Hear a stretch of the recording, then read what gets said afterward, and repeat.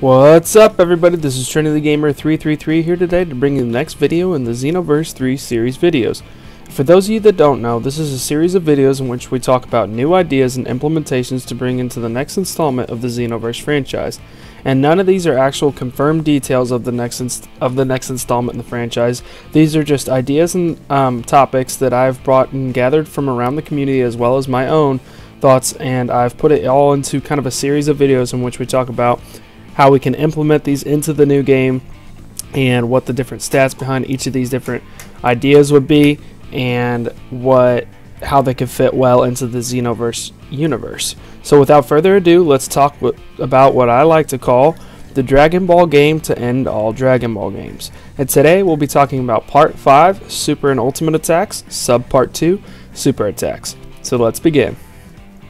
So some of the things that they should definitely keep with the Super Attacks is the animations. I think that they were great and were well executed in Xenoverse 2. The damage outputs, they were fairly well rounded and balanced. The key usage was set to a fair amount as well. Now, some things that I believe that they should add in are beam struggles. You should be able to beam struggle with your opponent, and I'll cover more in a later video. Or actually, I'll talk about it more in this video. But in another video, we'll go really into depth about the beam struggle.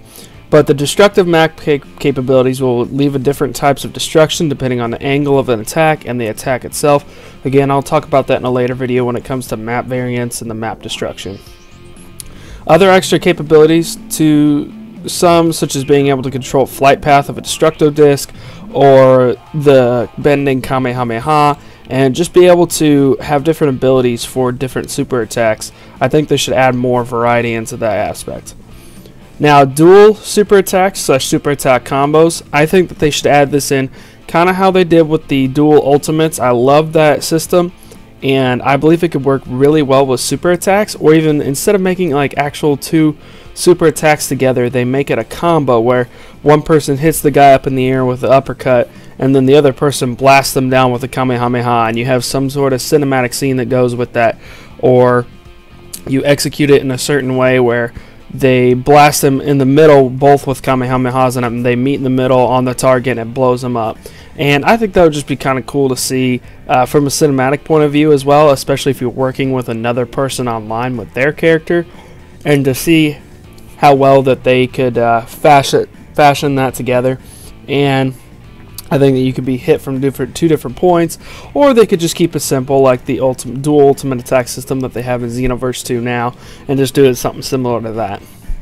Now, I think the beam struggles, this could be similar to the Budokai series, in which the beams collide and there's a series of button mashing or joystick turning. The struggle needs to be somewhat cinematic, so maybe make it last longer and go at different angles so you can see each person. You can see what the angles are for them, and they need to last somewhat long, and maybe you just keep pushing back at each other, and you keep pushing back and pushing back and pushing back, and it could last up to something like 30 seconds or something like that. And I think a fighter should be able to exit the beam struggle if they want to and attempt to dodge the beam, but it's a very low chance that they'll actually end up dodging it. And I think the fighter with the more power overall should be able to push easier against a weaker opponent. So if you have somebody who's a level 1 and they're fighting against a level 99 and you're beam struggling, I think that the level 99 person, just because of if we were to do some type of power scaling in the game, it's pretty obvious that they would be able to beat a level 1. So the beam struggles should be a lot more on the side of the level 99. And I think the beam that wins should have a cinematic ending, such as pushing the other beam back, such as a supernova overtaking the fighter who used the attack. So like when Goku pushed it back against Cooler, and the supernova overtook Cooler in Cooler's revenge. Or maybe the attack just cuts through the supernova, so the Kamehameha just blows right through the middle of it, and you kind of have the perspective of the person who threw the supernova, and then you see the blue part kind of start to churn and a Kamehameha burst through the supernova.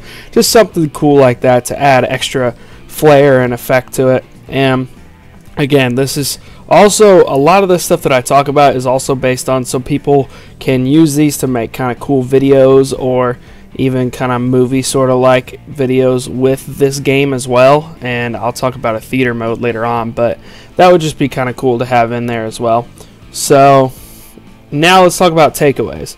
They should take away the bugs and glitches in enemies when they just walk through the blast. You know, that happened a lot in Xenoverse, where I would have an enemy just kind of walk through my attack and not even get hit by it once. And I think that that should be the case unless you have something like super armor on.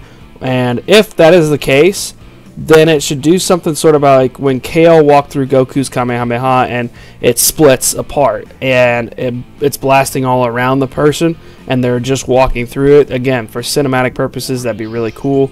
But also I think that you should be able to change a lot of these cinematic features as well. So if you just want to straight up fight 'em game, you know, you could change it back to sort of Xenoverse 2 settings. But if you want to have these cinematic purposes, then you can have those in. Take away some of the extreme damage outputs that may be unnecessary. So I think something like even like a Gallic gun, I think it does a supreme amount of damage somewhat, and not necessarily that attack. I just can't think of one right now, but they should definitely push it down if it's a lower tier end attack, you know. So something like the 10 times Kamehameha should output a lot of damage. Same with like a Spirit Bomb.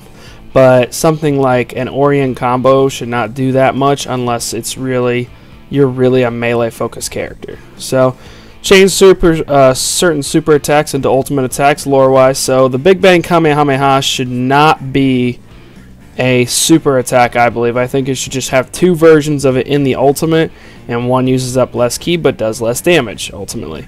So that's just kind of my overview of it for the takeaways. Now let's talk about the list. Now this is a quite long list.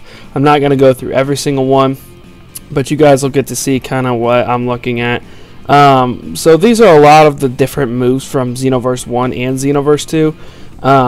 And I liked all of these different super attacks. I think they went really well. One of my favorite is actually the Meteor Crash overall.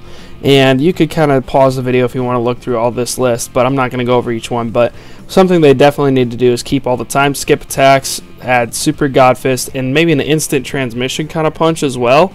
I think that would just add a lot of flair to a super attack melee style. So an instant transmission punch, you know, one of my favorite combos I used to do is the instant transmission, and then I went into the Super God Fist, but maybe combine those into some kind of singular attack or something along those lines. But this is the list, and they can obviously add a lot more into it. Now here's the Ki Blast attack list. So again, this is I said take out the Big Bang Kamehameha, but I'm just putting that in there just because it's a part of the list. But you see a lot of the same attacks from Xenoverse 1 and Xenoverse 2, and a lot of these should stay the same again. And they should also add all the DLC super attacks that they had in Xenoverse 2, all the way 1 through 6. And a lot of these should stay the same.